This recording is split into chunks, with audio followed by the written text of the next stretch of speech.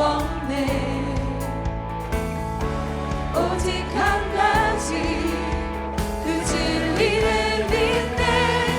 주는 나의 힘이요 주는 나의 힘이요 주는 나의 힘이요 영원히 주를 의지하리. 주는 나의 힘이요 주는 나의 힘이요 주는 나의 힘이요 영원히 주를 의지하리. 영원히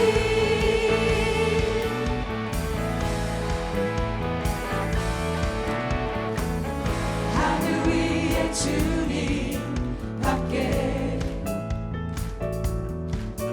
내가 사모할 자 이 세상에 없네. 내 맘과 힘을 믿을 수 없네. 오직 한 가지 그 진리를 믿네. 주는 나의 힘이요 주는 나의 힘이요 주는 나의 힘이요 영원히 주를 의지하리. 주는 나의 힘이요 주는 나의 힘이요 주는 나의 힘이요 영원히 주를 의지하리. 영원히 욕만 다해 고백하며 나아갑시다. 내 맘과 힘을 믿을 수 없네. 오직 한 가지 그 진리를 믿네. 주는 나의 힘이요 주는 나의 힘이요 주는 나의 힘이요 영원히 주를 의지하리. 주는 나의 힘이요 주는 나의 힘이요 주는 나의 힘이요 영원히 주를 마지막으로 자랑합시다. 주는 나의 힘이요 주는 나의 힘이요 주는 나의 힘이요 영원히 주를 의지하리. 영원히 영원히 영원히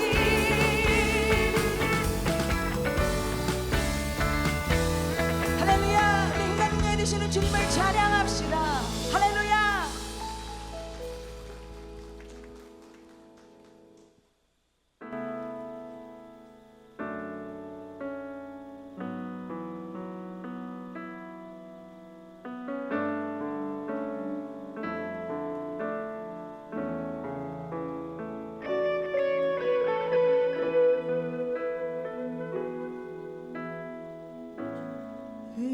의지했던 모든 것 변해가고 억울한 마음은 커져가네. 부끄럼 없이 살고 싶은 마음 주님 하시네. 모든 일을 선으로 모든 일을 선으로 이겨내고 죄의 유혹을 따르지 않네. 나를 구원하신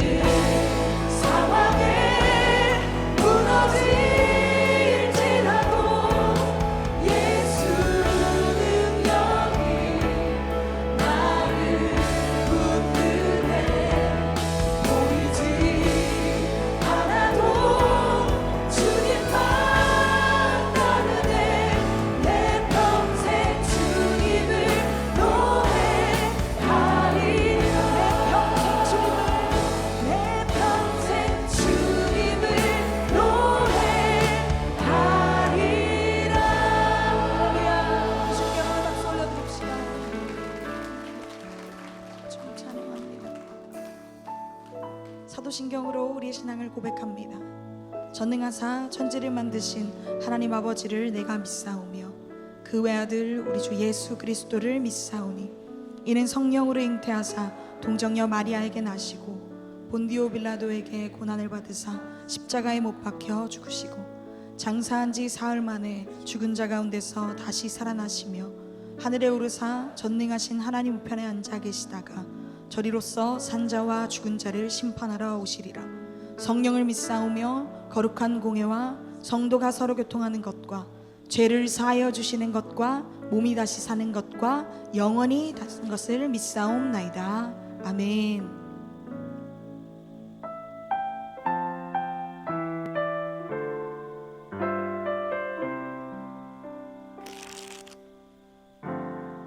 형제들아, 사람이 만일 무슨 범죄한 일이 드러나거든 신령한 너희는 온유한 심령으로 그러한 자를 바로잡고 너 자신을 살펴보아 너도 시험을 받을까 두려워하라.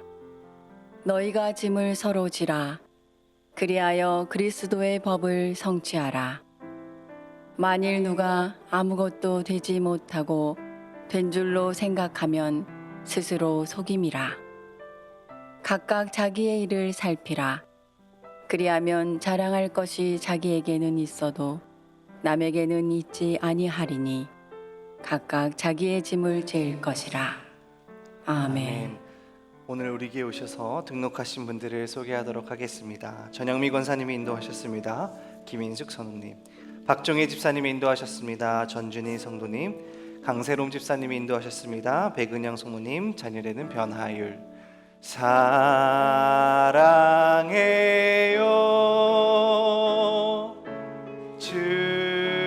축복해요,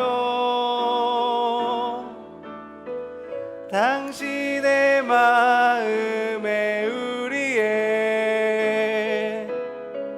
사랑을 드려요. 감사합니다. 예배 후에 새가족실에서 교육자 만나주시기 바랍니다. 이 시간 준비하신 예물을 하나님께 드리겠습니다.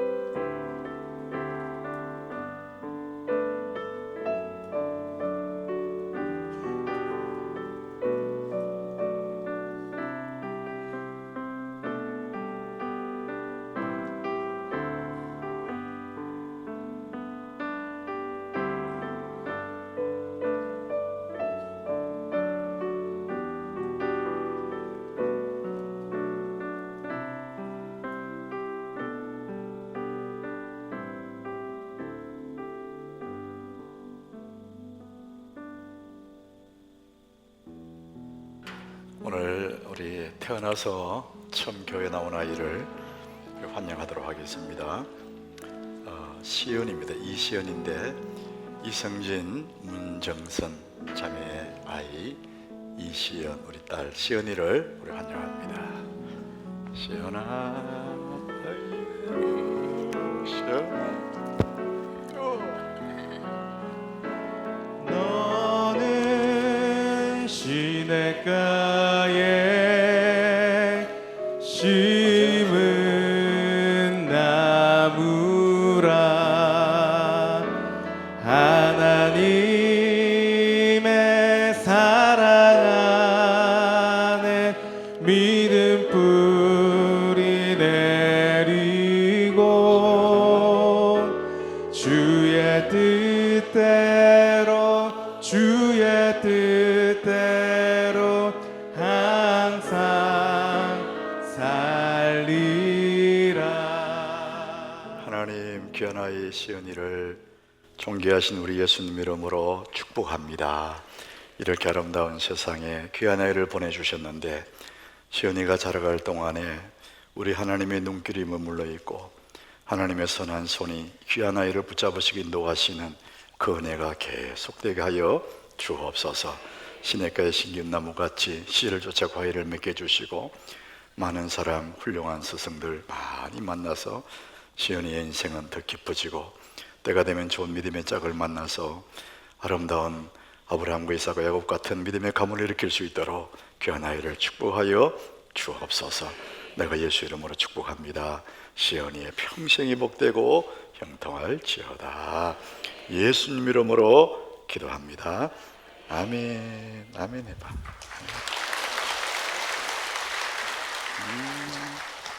시연아, 성경책.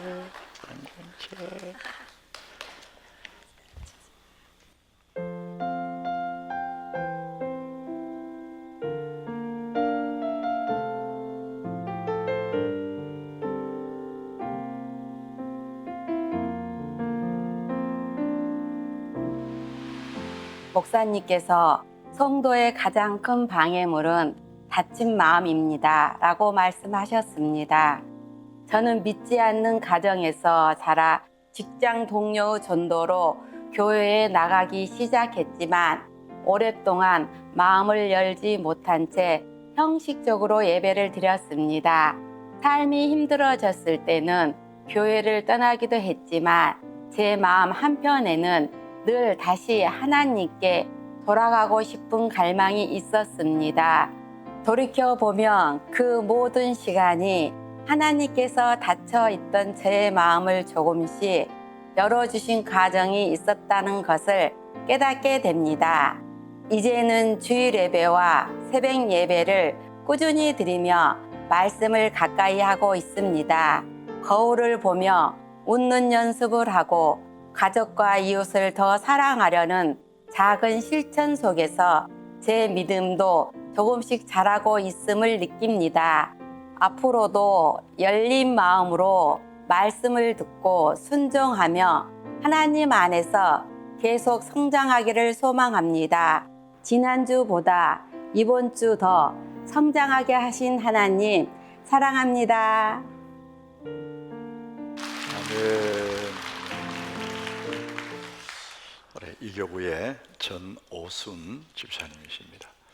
1:1 제자양육 양조 과정도 수료하셨고 중보기도학교도 수료하시고 열심히 새벽에 또 주일에 나와서 하나님을 경외하는 우리 전오순 집사님이십니다. 안타깝게도 가족 중에 혼자서 이렇게 예수를 믿는 딸이 둘 있는데 또 남편과 시어머니도 계시는 거 봅니다. 아무도 예수 믿지 않는 가정인데 우리 전 집사님이 믿음 위에 굳게 서서 온 가족을 믿음 안에 이끌어낼 수 있도록 이 가정의 믿음의 제사장으로 잘 감당할 수 있도록 기도해 주시고 격려해 주시기 바랍니다. 불응간에 온 가족이 나와서 함께 예배하는 그날이 속히 오기를 축복합니다. 자, 오늘 우리 3부 예배 나오신 여러분들 참 환영합니다. 우리 7월 오늘이 마지막 주일이고 아침에 1부 때는 비가 막 내리더라고요. 지금은 비가 안 오지 않습니까?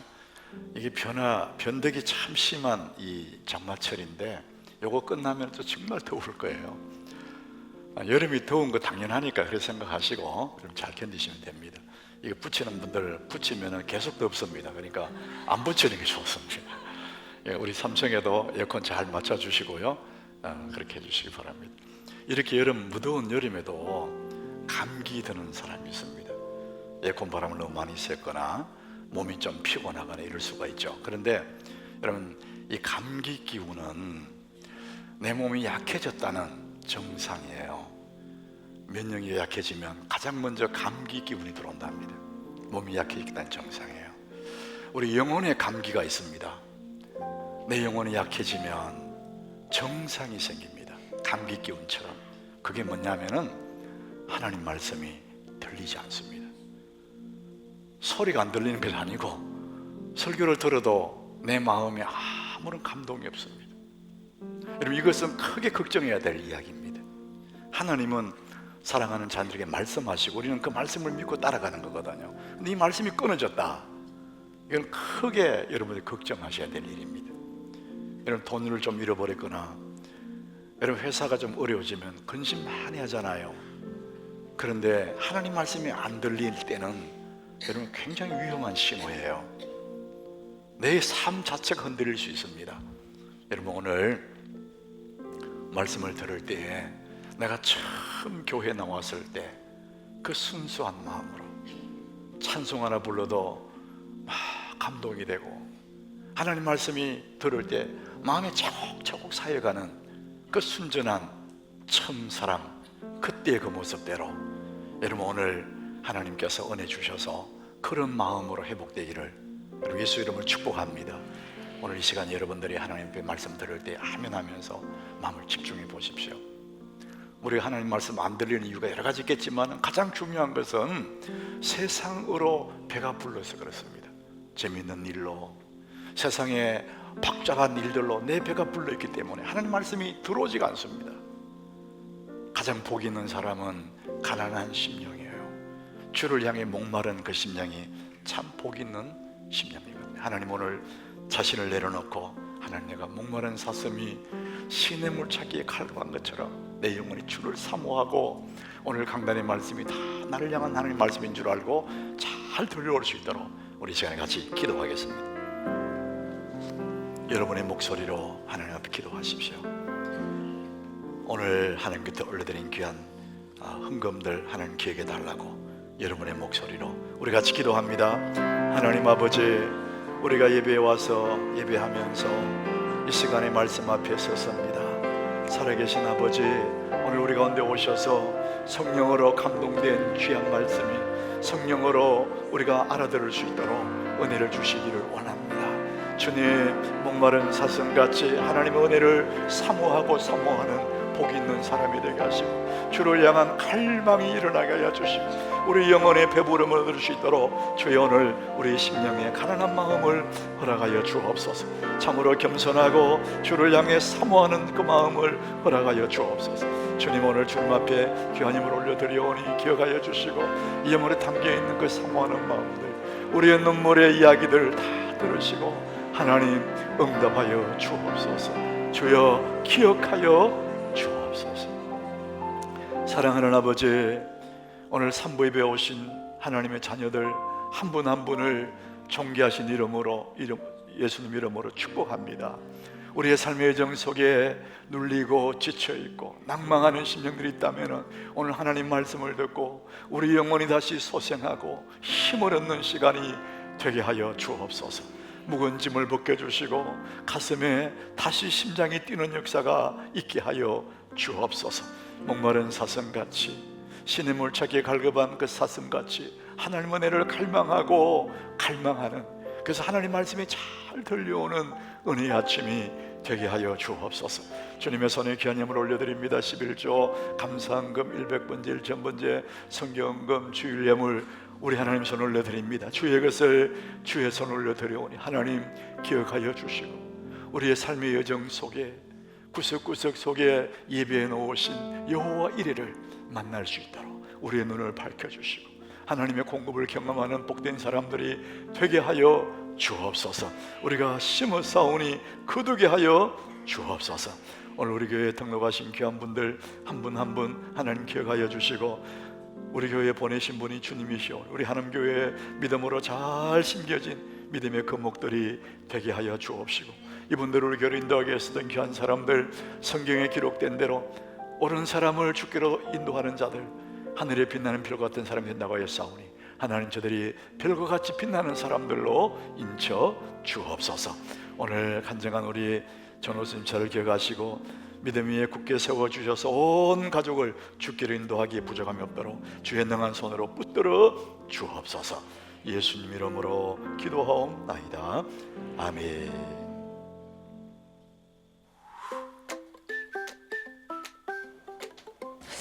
올 때가 됐는데 왜 안 오지? 왔어? 다녀왔습니다. 어땠어? 재밌었어? 응, 엄청. 손 씻고 올게요. 보나 친구 집 어때? 응? 친구들 어떤데? 엄마 나 간식 줘. 알았어. 우리나 근데 그 집 몇 평이었어? 내 편은 뭐야? 방이 몇 개래? 화장실은? 그 집 자가래 임대래? 주택이었어? 아파트야? 몇 층이야? 걔네 아빠 무슨 일 하신대? 아빠 차는? 그런 건 잘 모르겠는데.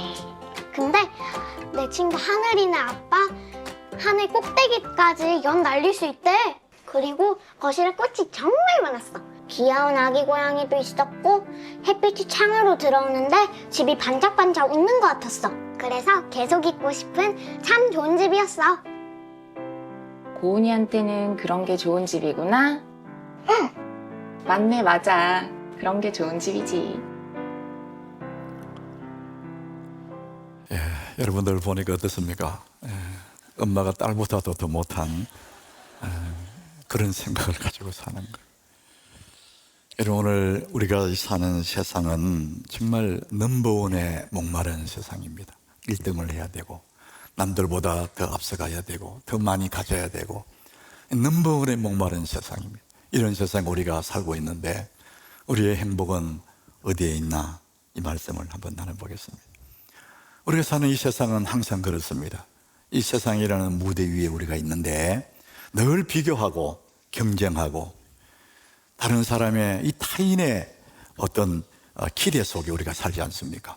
내 인생이 아니라 다른 사람의 기대 속에 맞추기 위해서 내가 살아가는 것 같은, 그래서 누군가는 박수도 받고 누군가는 또 실패의 아픔에 눈물을 흘리기도 하는, 이게 우리가 사는 세상입니다. 그래서 늘 울고 웃는 넘버원에 목마른 세상, 거기에 우리가 삽니다. 자, 이럴 때 이런 속에 사는 우리들을 우리 예수님이 말씀합니다. 마태복음 11장 28절에서 예수님 우리를 부르십니다. 우리 같이 한번 읽어봅니다. 수고하고 무거운 짐진 자들아 다 내게로 오라. 내가 너희를 쉬게 하리라. 우리 인생을 한마디로 요약하면 수고하고 무거운 짐진 자들이라는 거예요. 80년을 살면 80년의 짐을 지고 100년을 살았다면 100년의 수고를 한 수고와 슬픔의 짐, 이걸 짐진 사람들아 다 내게로 오라. 너무너무 내려온 말, 그냥 오라고 합니다. 그러면 내가 너희를 쉬게 하겠다.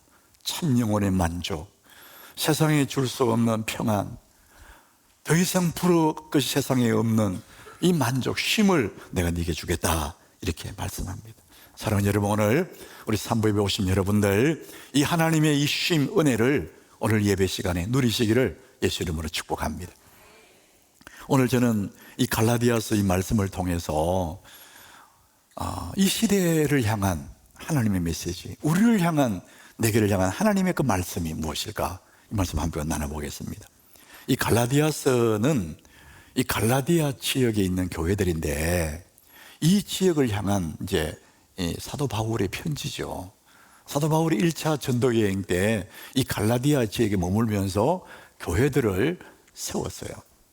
그리고 바울이 떠난 후에 유대주의자들이 그 교회에 들어와서 말을 하는 거예요. 예수로 구원받는다고? 아니야. 예수만으로는 불충분해. 할례를 받아야 돼. 그리고 율법도 지켜야 돼. 이런 얘기를 하는 겁니다. 예수를 믿으면 구원받는데 예수로 충분한데 유대주의자들이 아니야. 할례도 받아야 되고 율법도 지켜야 된다. 이렇게 가르친 겁니다. 이 소식을 이제 사도 바울이 듣고는 갈라디아 교회들에게 그렇지 않다는 편지를 보냈습니다. 이게 갈라디아서입니다. 갈라디아서 5장 1절에 요약하면, 이 갈라디아서 요약하면 이런 얘기죠. 우리 같이 읽어봅니다. 그리스도께서 우리를 자유롭게 하려고 자유를 주셨으니 그러므로 굳건하게 서서 다시는 종의 멍에를 매지 마라. 예수님이 우리에게 자유를 주셨는데, 구원받은 자의 그 환희와 자유를 주셨는데 왜 그 자유를 다시 잃어버리려 하느냐. 그러므로 굳건하게 서서 다시는 종의 멍에를 매지 마라. 율법의 멍에를 매지 마라. 이런 얘기를 하는 겁니다. 자, 종의 멍에, 이 종의 멍에라는 것은 율법을 얘기하는 것이지만 우리 시대, 이 시대를 사는 우리들에게 율법만을 말하는 것이 아니라 세상이 우리에게 얽어매는 그 멍에를 말하고 있습니다. 다시는 종의 멍에를 매지 마라. 다시는 이 세상이 주는 멍에에 허덕이지 마라. 같은 말씀입니다. 세상은 끝없이 남과 비교하고 경쟁하게 만들고 더 많이 가져라, 더 높은 자리 가져라, 올라가라, 계속 우리를 부추기지 않습니까? 그런 세상에서 만족이라는 것이 있을 수가 없습니다. 쉼이라는 것이 있을 수가 없다는 것이죠. 남편과 자녀들과 단란하고 행복하게 그렇게 사는 주부도 어느 날 요거 동창회에 갔다 오면 기분이 이상해지는 거예요. 평소에는 너무 좋았는데, 우리 가정이 행복했는데 동창회 다녀온 후에 마음이 불편해지는 거예요. 동창회 가보니까 나보다도 공부도 못하던 걔가 신랑 잘 만나가지고 좋은 옷 입고 명품 백 들고 귀걸이 하고 막 좋은 차 타고 말할 때 저기 집 아파트 자랑하고 막 그거 듣고 나니까 막 속이 펄펄 끓는 거예요. 그 집에 가보니까 남편이 너무 무난하게 보이는 거예요.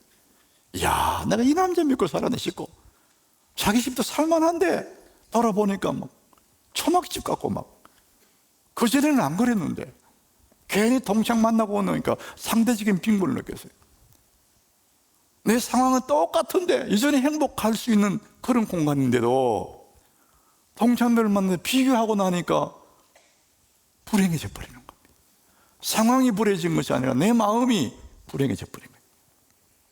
여러분, 이런 게 얼마나 많은지 모릅니다. 그래서 루즈벨트는 이런 얘기를 해요. 비교는 기쁨을 훔쳐가는 도둑이다 그럽니다. 여러분, 이 세상에 비교하지 않습니까? 끝없이 비교합니다. 그래서 나만은 내 인생 살면은 충분히 괜찮은데, 행복한데 상대적으로 비교하다 보니까 불행해지는 거예요. 내 기쁨을 빼앗아가 버리는 겁니다. 우리가 사는 세상은 이렇게 우리 사람으로 하여금 자꾸만 지치게 만들어 버립니다. 그런데 우리의 가정은, 우리의 교회는 우리를 지치게 만드는 것이 아니고 우리를 다시 일으켜 세우는 곳이 교회입니다. 여러분들 오늘 교회로 왔지 않습니까?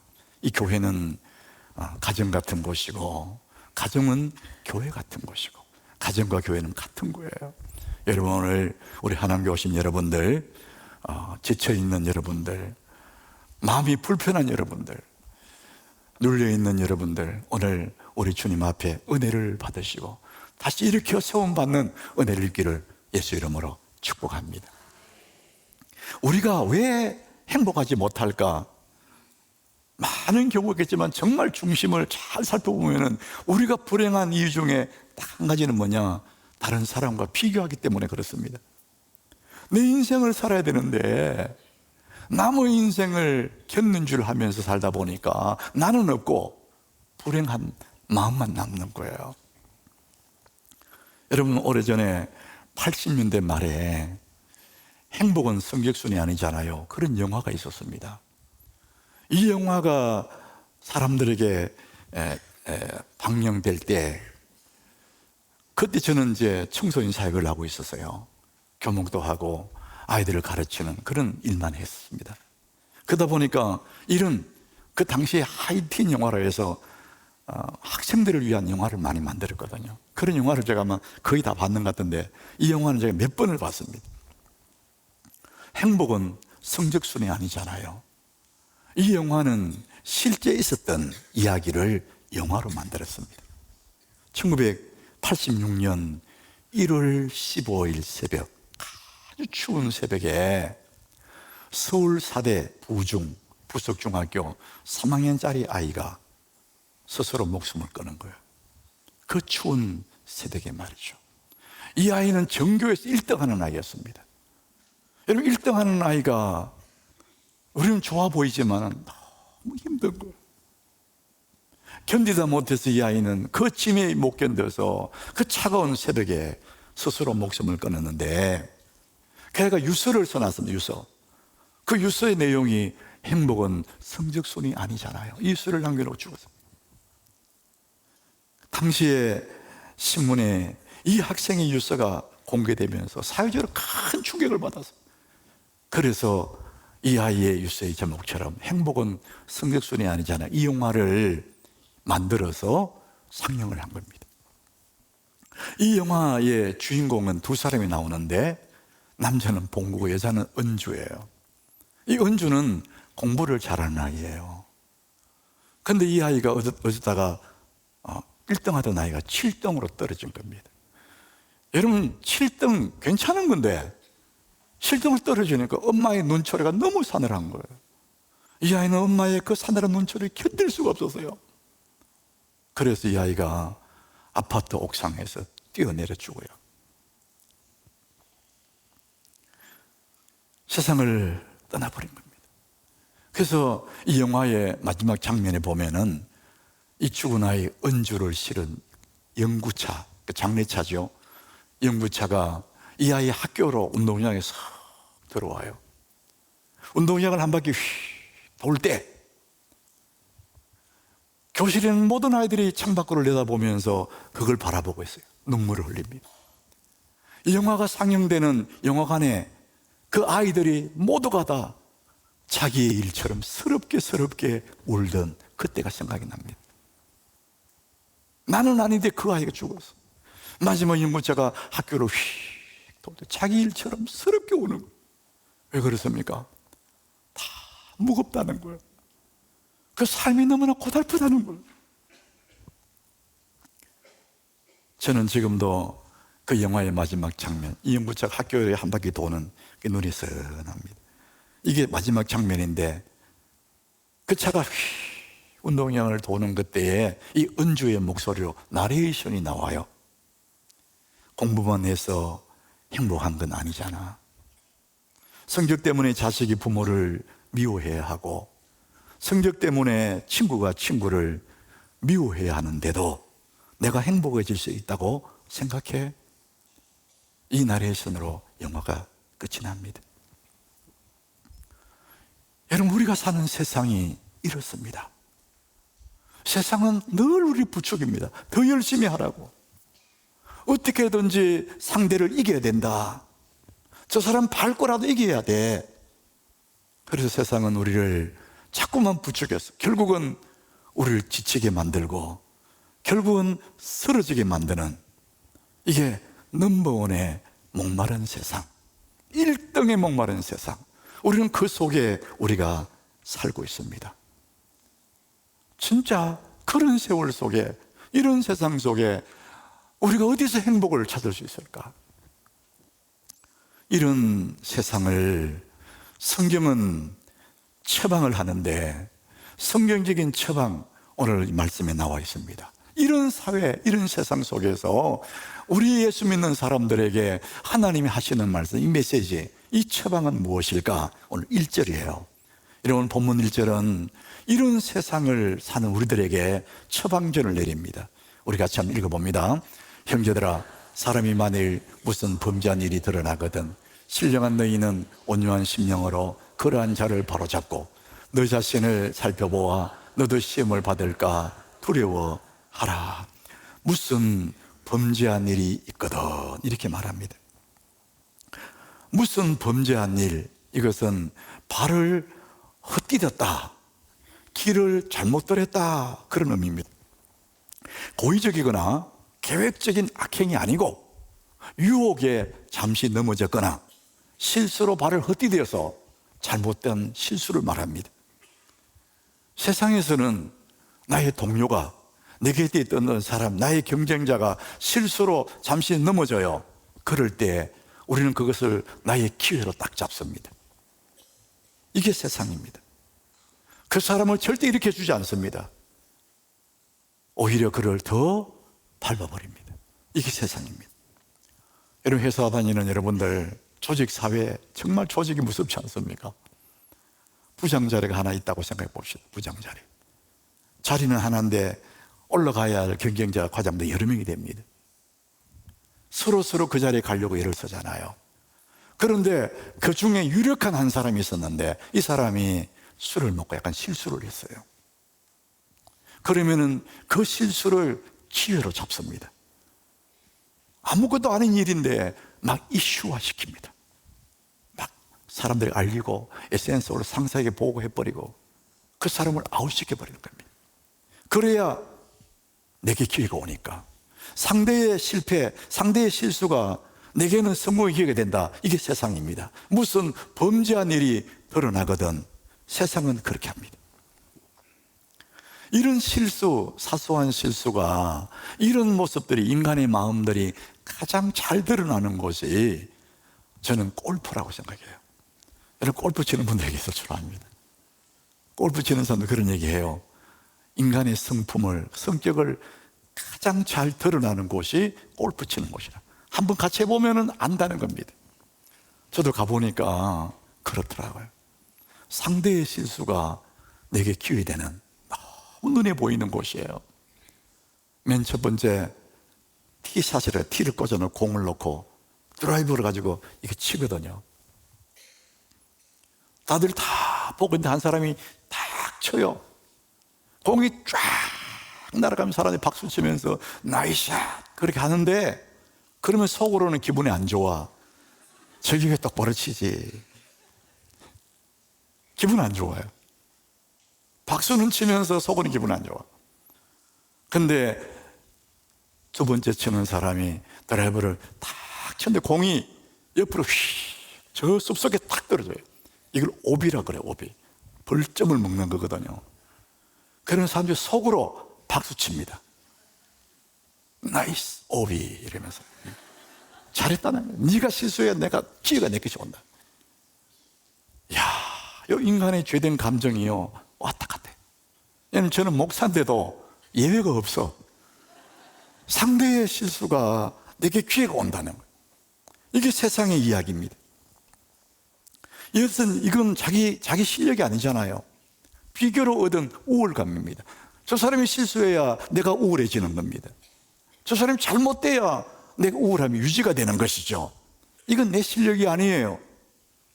이런 것은 바로 상대의 실수에 기대어 있는 내 인생은 모래성과 같은 것입니다. 뭐 된 것 같은데 모래성이야. 성경은 이것을 뭐라 그러냐? 스스로 속이는 거다. 오늘 3절에 그런 말씀합니다.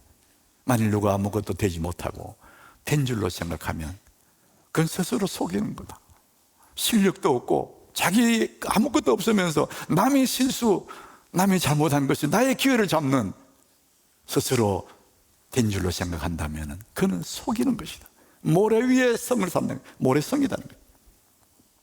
그래서 성경은 이런 상황에 어떤 처방이 있느냐? 우리 다시 1절을 보시면은요, 세상의 사람들은 범죄한 일이 드러나면 자기 기회로 삼지만은 신령한 너희는, 성령 받은 너희는 어떻게 온유한 심령으로 그러한 자를 바로 잡아주고, 너 자신을 살펴봐. 너도 시험을 받을까 두려워하라. 너도 그런 연약한 인생이야. 너도 실수할 수 있어. 그런 두려운 마음으로 이 사람을 바로 잡아라, 바로 잡아주라, 바로 잡고, 이렇게 말합니다. 이 바로 잡고는 뭐냐면은 원래 있는 자리로 돌려놓는 것입니다. 환원시켜 놓는 거예요. 이게 바로 잡고의 뜻입니다. 더 자세하게 설명해 보면은 마태복음 4장 21절에 예수님 제 아들을 부르실 때에 이들이 그물을 깁고 있어요. 고기를 다 잡은 후에 이제 다음을 위해서 그물을 꾸매고 있는 것, 그물 깁는 것을 보시고, 그물 깁는 것, 이게 바로 잡고 똑같은 단어입니다. 그물 왜 깁습니까? 버리지 않고 다시 수선을 합니다. 또 쓰려고. 찢어진 그물을 다시 쓸 수 있도록 손질하는 이거, 다시 원래대로 환원시켜 놓는 이 작업을, 그 사람들을 다시 세워주는 것입니다. 이 세상은 경쟁하고 비교하고 그러다가 실수하면 의지없이 버려버리지만은 교회는 그렇게 하지 않습니다. 우리의 온유한 심령으로 나도 그럴 수 있는 사람이구나 생각하고 이 사람을 바로 잡아주는 겁니다. 다시 올려주고 그물을 깁듯이 원상태로 회복시켜주는 것, 여러분 그곳이 교회인 줄 믿으시길 바랍니다. 교회는 이런 곳입니다. 여러분, 어느 한 집사님이 사업에 실패를 해요. 빚도 지고 굉장히 낙심이 되죠. 삶이 어려워져. 그러다 보니까 예수 믿는 이분이 사업 실패하고는 교회를 몇 주 안 나오는 거예요. 내가 이렇게 교회 나가면 사람들이 나를 어떻게 볼까? 나를 실패자로 볼 거 아니야. 이러면서 교회를 몇 주 안 나와요. 근데 그 교회에 그분이 속해 있는 목장 식구들이 찾아가요. 집사님 무슨 일이 있습니까? 교회에 안 보이던데요. 이런 일이 있었습니다. 그러면은 목장 식구들이 가서 위로하고 함께 밥을 먹으면서 얘기하죠. 집사님, 우리는 사업 때문에 만난 게 아니지 않습니까? 우리는 하나님의 식구잖아요. 힘을 내세요. 다시 하면 됩니다. 다시 이렇게 세우지 않습니까? 그물을 깁듯이 다시 원래 자리에 돌려놓듯이 사람들이 가서 위로하고 다시 세운단 말이에요. 그 사람의 실패가 나의 기회가 아니라 다시 이렇게 세우는 겁니다. 세상은 그런 사람을 끝났다고 버리지만은 교회는 사람이 넘어졌을 때에 다시 이렇게 세우는 것이 교회입니다. 그러므로 여러분들이 교회에 잘 힘주셔야 됩니다. 교회는 이렇게 좋은 곳입니다. 내 영혼의 고향 같은 곳이고 우리 엄마의 품과 같은 곳이고 힘들 때 기댈 수 있는 언덕이 뭡니까? 교회입니다. 교회. 세상은 넘버원에 목말랐습니다. 내가 차이라도 넘어지면 잠시라도 실수하면 그냥 버려버립니다. 그러나 교회는 다시 이렇게 세우는 것이 교회입니다. 여러분, 이런 세상, 이런 상황 속에 사는 우리들, 이 하나님의 교회는 나를 꼭 품어주는 우리 아버지의 품인 줄 여러분 믿으시길 바랍니다. 흔들리지 마십시오. 교회 안에 그대로 심겨 있으십시오. 이런 세상, 그렇지만 이 세상은 주님이 주신 세상이지 않습니까? 아직도 나는 천국 가기 전에 이 땅에 살고 있잖아요. 이 세상, 주님이 주신 세상에 살아가는데 이렇게 넘버원에 목마른 세상이지만 그런 가운데서도 빛나는 인생으로 살아가는 길이 있습니다. 오늘 저는 이 말씀을 드리고 싶어요. 이렇게 경쟁사회, 비교사회, 우리를 자꾸 유혹하는 이런 사회에 있지만은 그 속에서도 아주 빛나는 나만의 그런 삶을 살아갈 수 있는 비결이 있습니다. 저는 오늘 이제 두 가지를 말씀드릴 건데, 첫 번째는 오늘 두 가지 짐을 얘기합니다. 본문에는 여러분, 짐이라는 것은 무거운 거잖아요. 그런데 오늘 이 두 가지 짐을 우리에게 설명해 주는데, 첫 번째 짐이 있습니다. 2절입니다.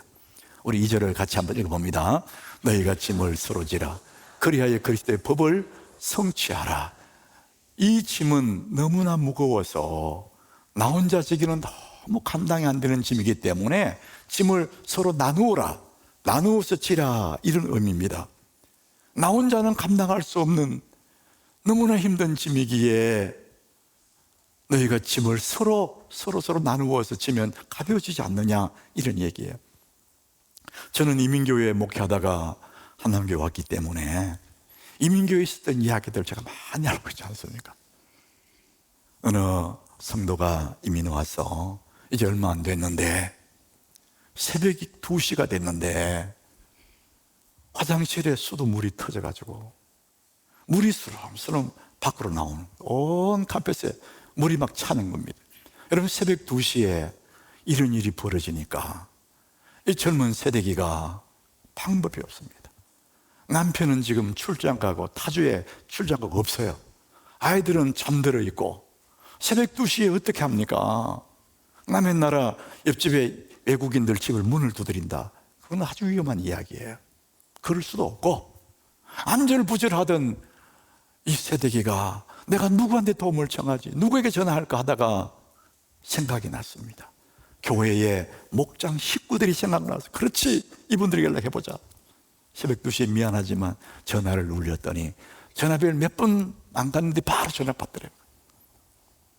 그리고 목장 식구들이 다 달려와가지고 수도꼭지를 잠그고 그 물을 다 퍼내주고 갔다는 겁니다. 이 젊은 부인이 얼마나 위로가 되었을까. 그 무거운 짐을 서로 나누어지라. 살다 보면 이런 짐이 많거든요. 이런 짐을 나누어질 때 그 부인의 마음에도 기쁘겠지만 그 짐을 함께 나누어지던 목장 식구들이 너무 행복한 거예요. 넘버원에 목마른 세상에는 이런 기쁨이 없지만은 서로 짐을 나누어지는 하나님의 교회에서는 이런 일들을 통해서 세상이 줄 수 없는 기쁨, 세상에서 누릴 수 없는 행복이 누릴 수가 있는 겁니다. 그래서 이 세상 속에서도 우리는 빛나는 삶을 짐을 나누고 지면서 느끼게 되는 거예요. 자, 두 번째 짐이 또 나옵니다. 5절입니다. 이 5절은 똑같이 자기의 짐을 얘기했지만은 내용이 달라요. 각각 자기의 짐을 질 것이라, 너희의 짐을 서로 나누어지라, 이렇게 얘기했는데 이번에는 각각 자기의 짐을 질 것이라. 이것은 뭐냐? 내가 지고 가야 할 나의 짐을 얘기합니다. 군인들이 배낭을 꾸려서 자기 짐은 자기가 져야 되지 않습니까? 누구에게 맡길 수 없는, 내가 지고 가야지. 다른 말로 하면은 나의 인생을 사는 겁니다. 거기에서 우리는 빛나는 인생을 살아갈 수 있습니다. 각각 자기의 짐을 지라. 내가 져야 될 짐을 자꾸 사람은 안 지려고 그래요. 자기의 짐을 지라고 말합니다. 이것을 4절에서는요 자기의 일이라 그럽니다. 각각 자기의 일을 살피라. 남의 일에 관심 갖지 말고 자기 일을 살피라. 자기 인생을 살아라, 이런 얘기입니다. 넘번에 목마른 세상에서 내 짐을 지고 자기 일에 관심을 갖고 올리원으로 나의 인생길을 가라, 이런 얘기를 합니다. 빛나는 인생으로 살아갈 수 있는 길이 자기의 짐을 지는 겁니다. 힘들어하는 다른 사람의 짐을 나눠질 때도 내게 기쁨이 있지만 나의 짐, 내가 져야 할 나의 일, 자기의 일에 살피면서 그 짐을 잘 짚고 가는 거예요. 빛나는 내 인생으로 살아가기. 저는 오늘 우리 하나님께 성도 여러분에게 나폴레온 힐 이야기를 드리고 싶어요.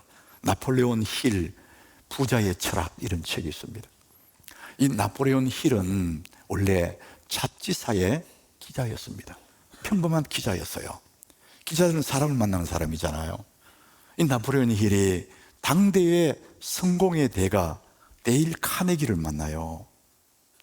카네기가 이 젊은 기자를 보니까 장래가 촉망되거든요. 그래서 여러 번 만나줬어요. 그러고는 이 카네기가 이 나폴레온 힐에게 그 시대에 성공한 사람, 각 방면에 성공한 사람 리스트 507명 리스트를 준 거예요. 굉장한 것을 받은 거죠. 그래서 이 나폴레온 힐은 카네기에서 받은 507명 그 사람들을 한 분 한 분 인터뷰를 했습니다. 14년이 걸렸답니다. 14년 동안 그 시대의 각 방면에 성공한 사람들을 다 만나보니까 성공한 사람들의 공통점 딱 두 가지가 있는데, 첫 번째는 명확한 목표를 가지고 있었다. 한 분도 예외 없이 명확한 목표를 가진 사람들이 다 성공했다. 두 번째는 좋은 만남을 가지고 있었다. 인맥을 가지고 있다는 거예요. 여러분, 이 두 가지, 좋은 목표, 명확한 목표, 좋은 인맥, 이 두 개가 한 명도 예외 없이 성공의 특징이었다, 이렇게 말합니다. 사랑하는 여러분, 평범한 사람에게는 소원이 있고 위대한 사람에게는 목표가 있다, 이런 말이 있습니다. 여러분, 소원은 목표가 아닙니다. 누구나 소원은 같습니다. 이렇게 했으면 좋겠다, 저리 됐으면 좋겠다, 이런 바람들은 누구나 있어요. 그런데 왜 그 일을 이루지 못하느냐? 목표가 아니기 때문에, 그냥 바람만, 소원만 가지기 때문에 그게 도달할 수가 없는 거예요. 평범한 사람에게는 소원이 있을 뿐이에요. 근데 위대한 사람들에게는 목표가 있습니다. 명확한 목표가 있다는 것입니다. 이런 목표가 필요합니다. 좋은 목표가 좋은 인생을 만드는 거거든요. 사람은 이상하게 목표가 정해지면 그쪽을 향해 가게 되어 있습니다. 좋은 목표는 좋은 인생을 만드는 거예요. 우리 한번 따라합시다. 좋은 목표, 좋은 인생. 이게 반드시 필요합니다. 빌립보서 3장 14절에 우리의 믿음의 선배 사도 바울이 고백합니다. 표대를 향하여 그랬습니다. 이 사람은 소원을 따라 산 것이 아니고 표대를 향해 갔습니다. 그리스도 예수 안에서 하나님이 부르신, 위에서 부르신 부름의 상을 위하여 달려간다. 그 표대를 목표를 향해서 막 달려간다. 방향이 정확하다는 것입니다. 목표 없는 열심은 방황일 뿐이에요. 바쁘게 살아도 목표가 없으면 그거는 방황하고 있는 거예요 지금. 사랑하는 여러분, 좋은 목표가 좋은 인생을 만든다는 사실을 여러분 기억하시기를 바랍니다. 표대를 향해 가는 겁니다. 명확한 목표를 향해, 그걸 향해 에너지를 총동원해 버립니다. 그리고 그것을 향해 꼬리내고 달려가는 것이죠. 우리에게 사람들 다 바쁘다 그래요. 뭔가 열심히 사는 것 같은데 늘 뱅뱅뱅뱅 도는 겁니다. 그게 방황입니다. 방황. 명확한 목표가 없으면 아무리 열심히 살아도 그건 방황일 뿐입니다. 그래서 우리는 명확한 목표, 좋은 목표가 필요합니다. 자, 그렇다면 우리 삶의 최고의 목표, 내 목표의 정점, 후회 없는 정말 좋은 목표가 뭘까? 예수 그리스도십니다. 예수를 닮아가는 것. 내가 성장의 오늘 마지막 메시지인데, 세상에 누구를 닮아갈까? 세상에 그 누구보다도 우리의 주인 되시는, 영원한 생명 되시는 예수 그리스도를 닮아가는 그것이 가장 크게 성장하는 우리의 존재인 것을 여러분 잊어버리면 안 되는 것입니다. 예수님을 닮아가는 것, 최고의 목표 예수님. 마태복음 11장 29절, 예수님이 나는 이런 존재다. 예수님이 스스로를 소개합니다. 우리 같이 봅니다. 나는 마음이 온유하고 겸손하니 나의 멍에를 메고 내게 배우라. 그리하면 너희 마음이 쉼을 얻으리니. 예수님을 온유하고 겸손한 그 멍에를, 이 세상의 굴레에 그 멍에를 메지 말고 나의 멍에를 메라. 온유하고 겸손한 내 멍에를 네가 메면 진정으로 네가 쉬게 된다. 참다운 만족을 얻게 된다. 더 이상 세상에 부러운 것 없는 참 만족을 가지게 된다. 저는 자주 기도합니다.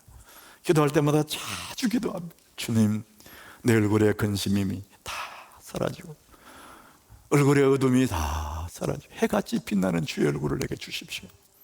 내 마음의 욕심, 욕망 다 사라지고 온유하고 겸손한 주님의 그 마음을 내게 주십시오. 그럴 때마다 가슴이 아주 얼마나 위로가 되고 든든해지고 용기가 생기는지 모릅니다. 사랑하는 여러분, 여러분의 인생의 최고의 목표, 성장의 최고의 목표 예수 그리스도가 되시기를 축복합니다. 여러분들 아마 코이, 일본 관상어 중에 코이라는 물고기 얘기를 많이 들었을 거예요. 여기저기 많은 칼럼에도 나온 코이 이야기입니다. 이 물고기는 예쁜 물고기인데 어항에 키우면은 5cm에서 8cm까지 자란답니다. 요만큼 예쁘게 자란답니다. 그런데 이 물고기를 큰 연못에 이 물고기를 두면은 이 물고기가 25cm까지 자란다는 거예요. 연못이니까. 그런데 이번에는 이 물고기를 넓은 강물에 풀어놓으면은 1m 25까지 자란다는 거예요. 어항에 있을 때는 요만하던 물고기가 강물에 풀어놓으면은 무한하게 자라간다는 거예요. 저는 너무나 가슴이 뜨거워지더라고요. 여러분들은 여러분의 인생을 어디에 두고 사십니까? 내 생각, 내 경험, 조그마한 어항에 나를 가둬놓으니까 자랄 수가 없어요. 자기 생각에 갇혀 있는 거예요. 여러분, 하나님의 은혜의 강물에 여러분 인생을 풀어놓으시길 바랍니다. 그러면 어디까지 자라갈지 너무나 기대가 되지 않습니까? 은혜의 깊은 강에 내 인생을 둔다는 거, 이건 놀라운 이야기입니다. 끝없이 하나님 우리를 이끌어 가실 줄로 믿습니다. 여러분, 어떻게 우리가 하나님 은혜의 강물에 나를 풀어놓습니까? 에베소서 3장 20절이에요 우리 같이 읽어봅니다. 우리 가운데서 역사하시는 능력대로 우리가 구하거나 생각하는 모든 것에 더 넘치도록 능히 하실 이에게, 우리가 구하거나 생각하는 것에, 모든 것에 더 넘치도록, 내가 구하는 것보다 생각하는 것보다 더 좋은 것으로 더 넘치도록 능히 주실 하나님의 은혜의 강물에 어떻게 구하는 겁니다. 주님 앞에 기도하면서 자기를 놓는 거예요. 날마다 주의 강물에 나를 던져 놓습니다. 그럴 때 우리는 예수의 그 넓은 강물 안에서 끝없이 자라가는, 정말 기대가 되고 내 인생에 대한 기대가 너무나 크고 목마른 이 세상에서, 넘버원의 목마른 세상 속에서도 진정한 행복을 누리며 살아갈 수 있는 그곳이 바로 예수 안에 있는 삶인 줄 믿으시기를 바랍니다. 예수 안에서 여러분들 무한히 헤엄치고 무한히 성장해가는 여러분 되시기를 예수 이름으로 축복합니다. 우리 찬양하겠습니다. 나는 예수 안에 있기 때문에 아무것도 부럽지 않습니다. 우리 고백으로 찬양합니다. 무명이어도 공허하지 않은 것은 예수 안에 난 만족합니다. 난 만족함이라. 아멘. 가난하여도 부족하지 않은 것은 예수 안에 오직 나는 부요함이라. 난 예수로 충만하네. 난 예수로 충만하네. 난 예수로 충만하네. 영원한 왕 내 안에 살아계시네.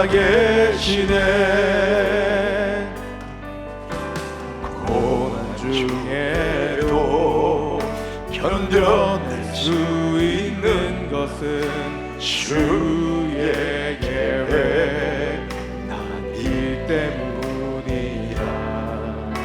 실패하여도 일어설 수 있는 것은 예수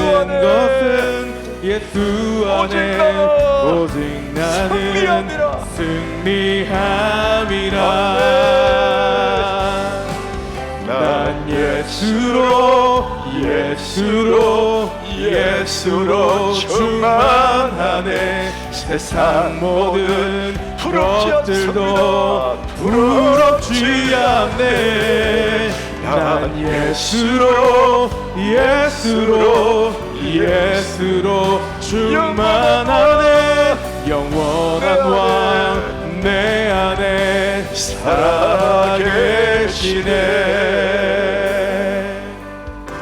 내 몸이 약해도 낙심하지 않는 것은 예수 안에 난 완전함이라. 화려한 세상 부럽지 않은 것은 난 예수로 충만함이라. 난 예수로 충만하네. 세상 모든 분파도 두렵지 않네. 난 예수로 충만하네. 영원한 왕 내 안에 살아계시네. 영원한 왕 내 안에 살아계시네. 기도합니다. 여러분, 이 세상이, 이 화려한 세상이 하나 부럽지 않는 것은 우리는 예수 안에 있기 때문에 그렇습니다. 예수님이 내 인생의 목표가 되면 세상에 그 어떤 것도 부럽지 않습니다. 진정한 만족은 예수 안에 있습니다. 우리 최고의 인생 목표는 예수님을 닮아가는 것입니다. 우리가 구하는 것이나 생각하는 것에 다 넘치도록 능히 하실 분이 그리스도십니다. 예수의 넓은 강물에, 그 끝없는 강물에 자기를 두면은 끝없이 우리 주님 우리 이끌어 가실 것이고, 자기 인생에 대한 기대가 거기에 생겨집니다. 하나님, 우리 하나님교회 성도들이 이런 삶을 살게 하여 주옵소서. 이제는 우리 주 예수 그리스도 은혜와 우리 하나님 아버지의 크신 사랑과 성령님과 통하신 인도하시는 그 은혜가 오늘 예배를 마치고 돌아가는 믿음의 사람들 한 분 한 분 머리 위에, 저들의 가정 위에, 생업 위에, 하나님 교회 위에 이제로부터 영원토록 함께 있을지어다. 아멘. 난 예수로